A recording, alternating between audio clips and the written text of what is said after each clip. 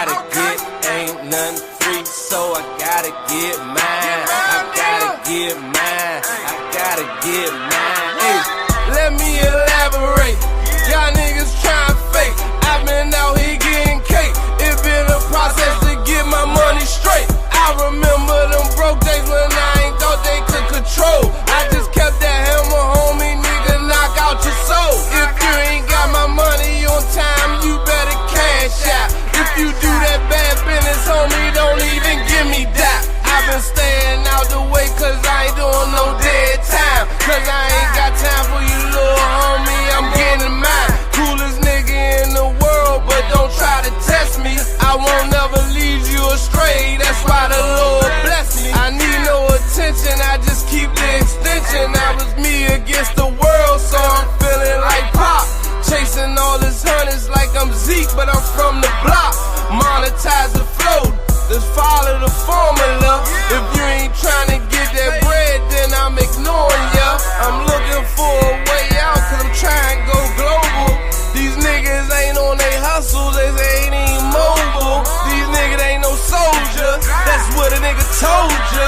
Elias Cash, nigga, ain't nothing free.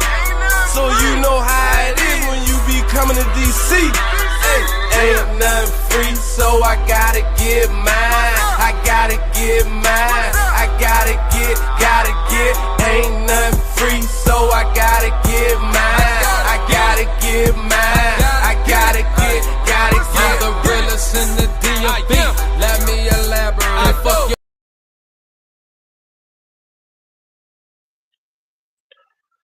Top of the morning. Salute, bros. Salute. How y'all doing out there,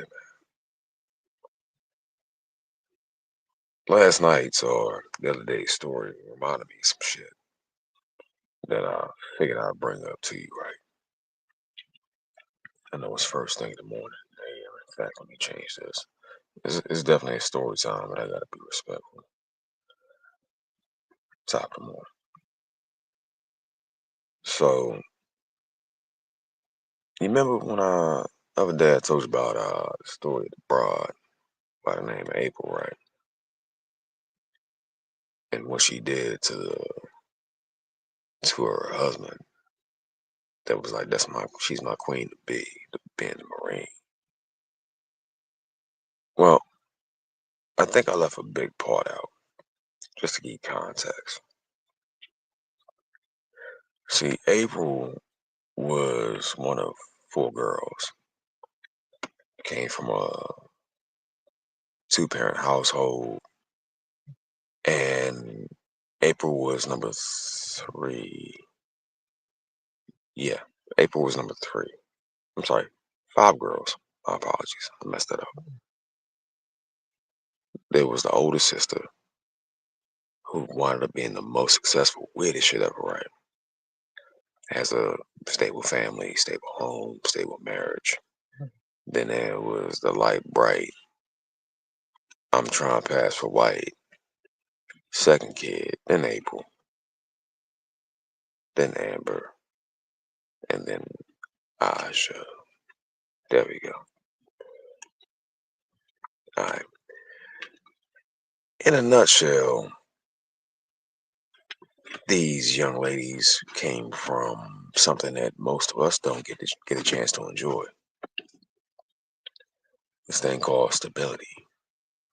A household with a mother and a father in that motherfucker.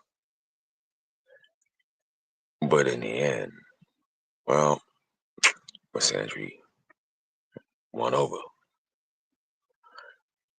April's daddy worked. They lived in Alexandria, Virginia, but he worked for the Library of Congress.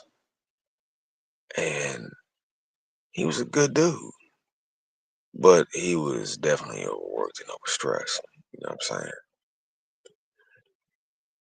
He was putting in 60 plus hours a week. He was making it happen for him and his.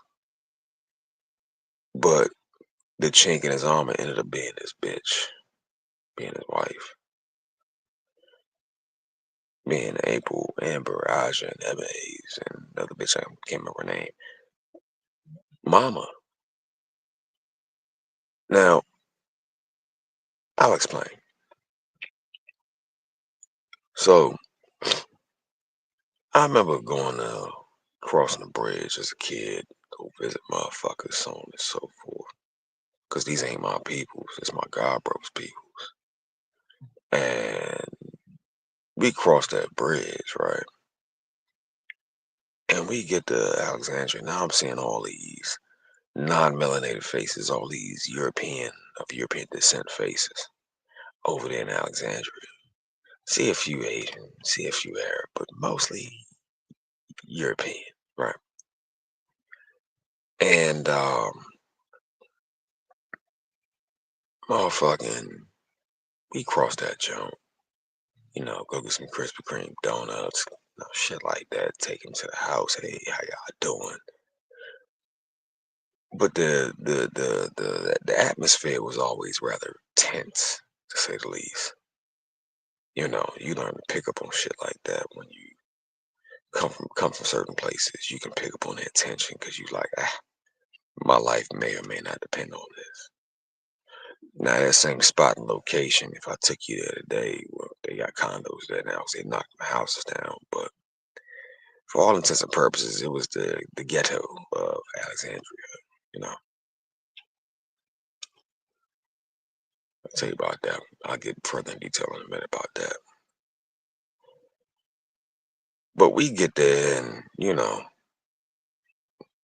hey, how you doing? What's going on? Blah blah blah blah blah. What's happening?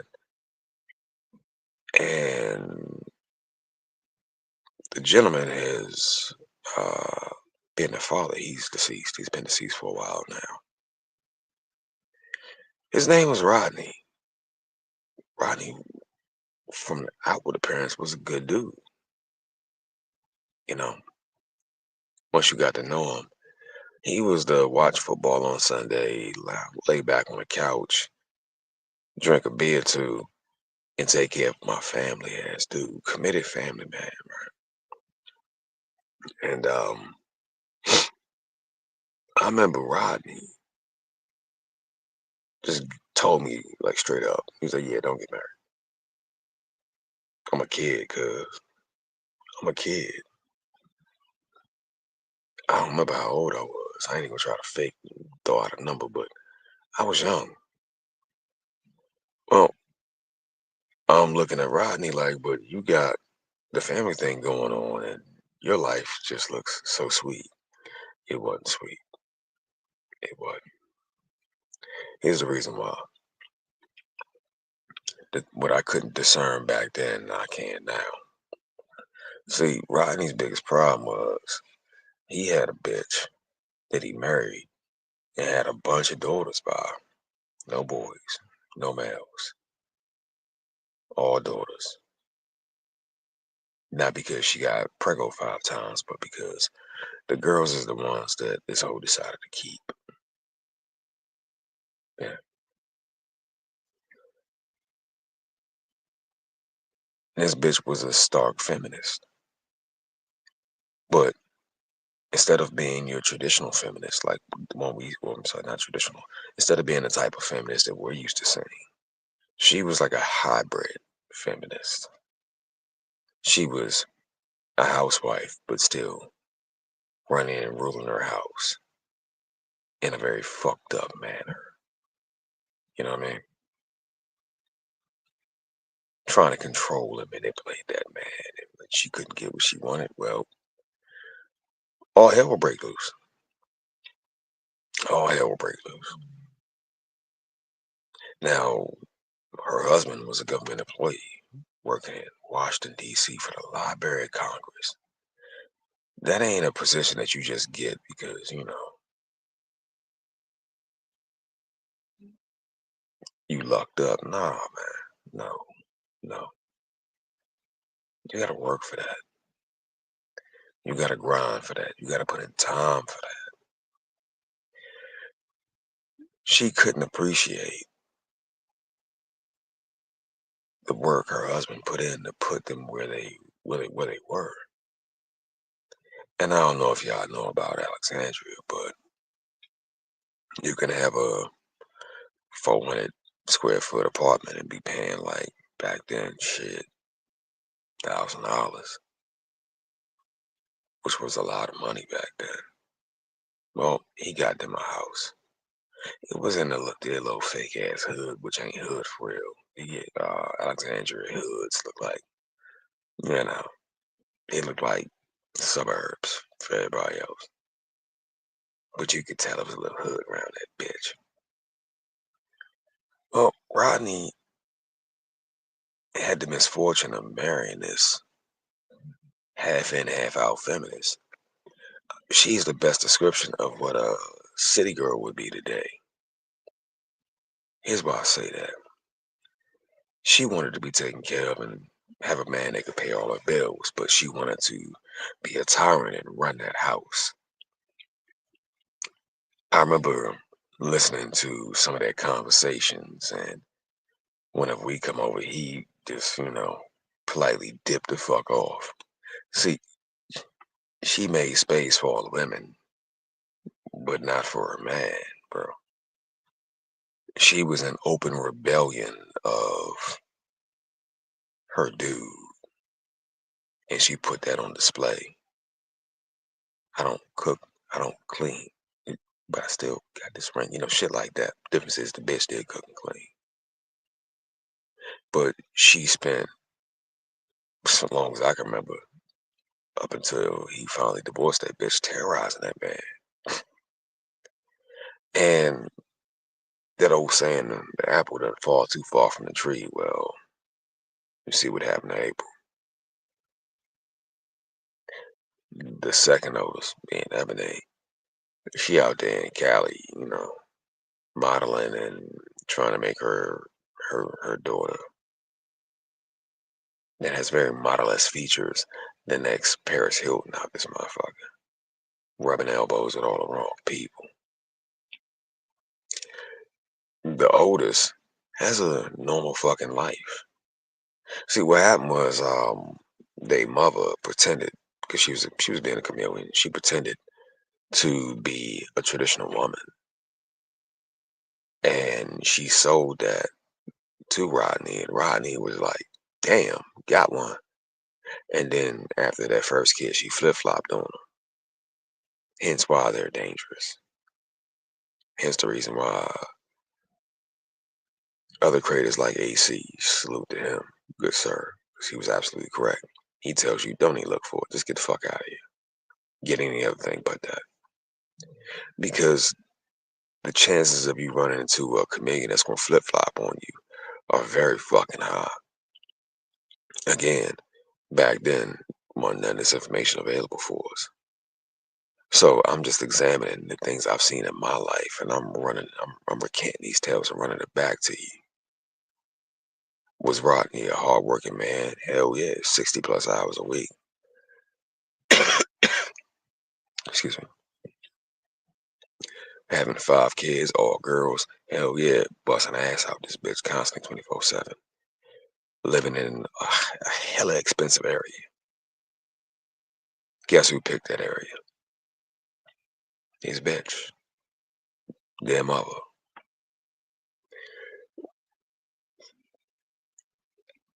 It gets deeper. It gets deeper. It gets deeper. See, their mother was raised by a light bright, almost look white woman too. I don't know what the fuck was going on back then, but just like for my homeboy Tony, his grandma was Nan. What they call her Nana. I guess that was the thing. That's some plantation shit or something. I don't fucking know. Well, Nana was this overly high yellow, buzz cut woman that was extremely domineering, and she raised her daughters to be extremely domineering and not smart, not even in the slightest as far as smart, but crafty as a motherfucker. See, I got a chance to witness when a breakdown occurred. It didn't happen in our generation, no, not in our parents, but in our grandparents. And once it started happening there, then all of a sudden, our parents just took hold to that shit and they just kept the party rolling.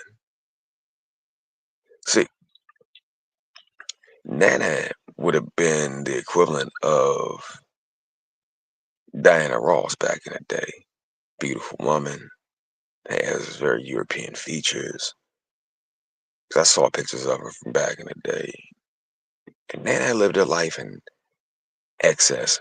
She married all the ballers and dated the landowners and had her a grip from all that. And she was successful because she married older men. You know how wealth is transferred. Most wealth is transferred through marriage, bro. Well, she played that game. Now, whether she got some of them up out of here before their time or not, I don't know. But she been married like 2 or 3 times. Long story short, Nana raised her kids primarily by her goddamn self after her husband's expired. You know what I'm saying? And she had her a whole property, so many acres with peach trees and walnut trees and all that down in Virginia. I know this because we went down that motherfucker a couple times. But Nana was a fucking feminist. The picture in the thumbnail, you see more of those faces balled up and turned up, and motherfuckers got their hands on their hips and their arms crossed, closed off nature. Shout out to Hoop Jogging. Looking like nigga what you want. Django. You know what I mean? That was Nana. Difference is she wasn't this dog. But if you didn't know no better coming from where they came from in that part of Virginia, that country ass, rural ass part of Virginia, she was light bright, could damn near pass for white, so I'm pretty sure she was desired by more than a few. Hence the reason why she got married so many motherfucking times. Creating kids and be like, I'm a widow. Then create some more kids, I'm a widow. Nana played the I'm gonna get rich off you niggas game. Well, she raised her daughters to be feminists as well. But not the kind of feminist that we're used to. Yeah, cook and clean, but bitch be mean feminist. Let that nigga he don't know what the fuck he talk about as feminist. What I find most strange is the fact that you had, out of all 5 of those girls, the one who has the best life wind up being the oldest because she had her father full time in the picture. And the absolute youngest because she saw the mistakes that her mama made and was like, I don't want to part of this shit here. They both have families. One was brought up in love and security, and the other one was brought up on some absolute struggle type shit. And the bitch was like, I could be out here selling pussy or I could love me a nigga. And she chose to love her nigga. Ma, I hear what you talking about, but nah, that ain't flying. Nope, nope. Now, whether or not she becomes a nana, I don't know. Time will tell. I won't. I'm not hanging around to fucking see it. I might get the story one day. Who the fuck knows? But their families' dissension down in or descent down in the darkness all came from Nana and her deciding to be first gen bra burning ass bitch, hard headed asshole, and she put her daughters on a path, who in turn put her grandchildren on a path, or granddaughters on a path of destruction. But here's the thing, though, Nana, uh, she didn't count on karma, bro. She didn't. Well, why? Because eventually, after she acquired all that money, that property, that land, and that wealth, and they got sick, she wound up with this disease called multiple sclerosis. Y'all familiar with that?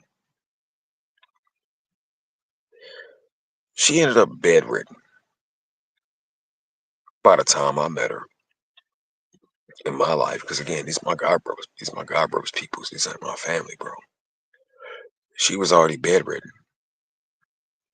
So from the time, I don't know, from the 80s up until like fucking late 90s, on the day she died, she was bedridden, bro. Whatever evil Nana was involved in, she ended up paying the price for it with loss of functionality of her limbs, her body. You know what I'm saying? She became, she, well, how can I put it? She went from being able to walk and talk to not walk, but could move her arms and talk to not move her arms to not even talking. She became trapped in her own fucking body. I wouldn't call that a small price to pay for, you know, feminist freedom and, you know what I mean? You can't even move to wipe your ass or pee or poop or none of that shit. You just stuck. Her form of it was so potent and rare that she just became a fucking shell before she passed. And of course, one of her daughters, being my godbrother's mom, had to take care of her. She lived with her. The oldest daughter is the one that married Rodney, you know. The other daughter, I told you about her, being my godbrother's mother, could not be bothered with things like paternity and matching her kids' dads up. But she took care of Nana though. Did it for years. Strangely enough though, she was receiving a check for Nana, you know, disability and shit. But once Nana passed, she lost every fucking thing. These bitches will be in open rebellion with you up until the bitter fucking end. But that end don't look the way they think it look until it happened. And once it happened, it's a lot of hurt motherfucking faces and shit. See, Nana got that property through all the marriages and got that land and built her wealth up through that shit. Then turned right around and became a fucking cripple. Yeah. Couldn't feed herself, couldn't go nowhere, couldn't do nothing, couldn't go back to that property. Couldn't enjoy it, couldn't enjoy those almond trees and date trees and none of that shit. And she was overly satisfied with her accomplishment until it was time to pay that piper. She suffered for 2 decades because of her choices and all the men she used to elevate herself and get herself there. Keisha don't think about the karma. She don't consider that. Nah, bro. She want what she want, what she wanted because she wanted. I remember seeing that shit as a kid, and I was like, something ain't right with this whole situation. Like, I can't put my finger on it because I didn't have the experience of the vocabulary at that point. But over time, it grew. The most fucked up part is she ended up cursing her daughters and her granddaughters through her fucking actions. And these bitches are dysfunctional as fuck. Now, out of 5 girls, only 2 are married and have families. The rest of them, they in these streets. They in these streets. Yet again, Keisha don't think about legacy. She literally, excuse me, dealt with and got rid of her men just to acquire their wealth. Now her family is cursed to not have none. Real shit.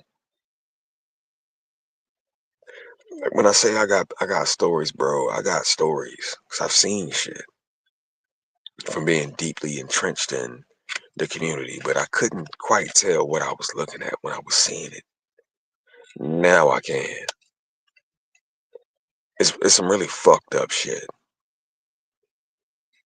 I have to agree with AC and other brothers. Just get the fuck out of here. Ain't no light. Ain't no light. And the more time passes, the further down the rabbit hole I go, the more I realize, the more shit I realize, and I put two and two together and come up with four. And I start talking about it. It's like, God damn, God damn, God damn. These hoes have been in open rebellion against us since the plantation, pimping. They've been in open rebellion against us after we got off that motherfucker. They've been destroying and deleting us since way back when. But if you call them on it, they swear to God they ain't done nothing wrong. As though they've been operating with clean hands and equity this whole time, but that ain't the case. Think about the bitch that was online talk about, yeah, Aquafina used this to poison niggas. This ain't no new information. They've been doing this for a while.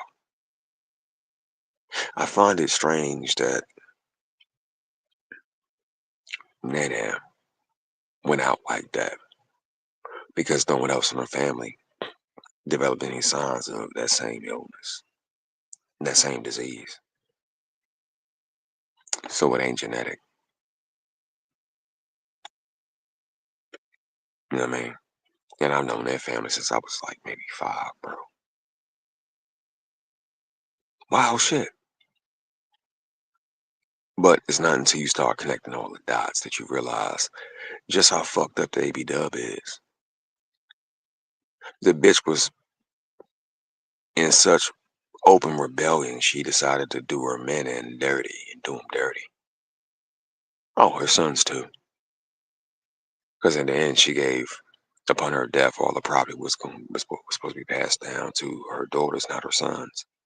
And these were hardworking, out there grinding every day. I'm getting it how I live. I got a man. I got a job, and I'm a stable man. Ass men. You know what her daughters did with the property? Soon as that bitch took her last breath and closed her eyes, they sold that property. But all ended up broken in. Open rebellion, man. I look back on a lot of situations and experiences that I had, and I'm like, shit. So that's what the fuck was really going on. That's what was good. That's why the women were quiet because they knew what was going on. They already had a plan.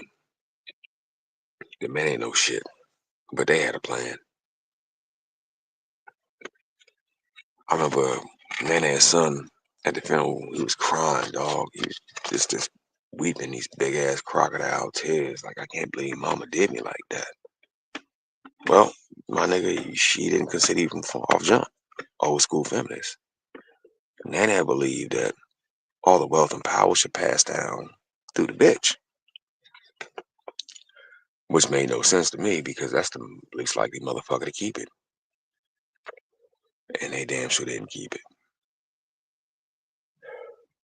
So her whole life of being deceitful and rebelling against her men to acquire their things wound up just getting sold at auction. Mind blowing, dog. Mind blowing. But if you let a bitch tell it, nigga ain't shit. Word, word. Whose actions sound like they ain't shit more than the other.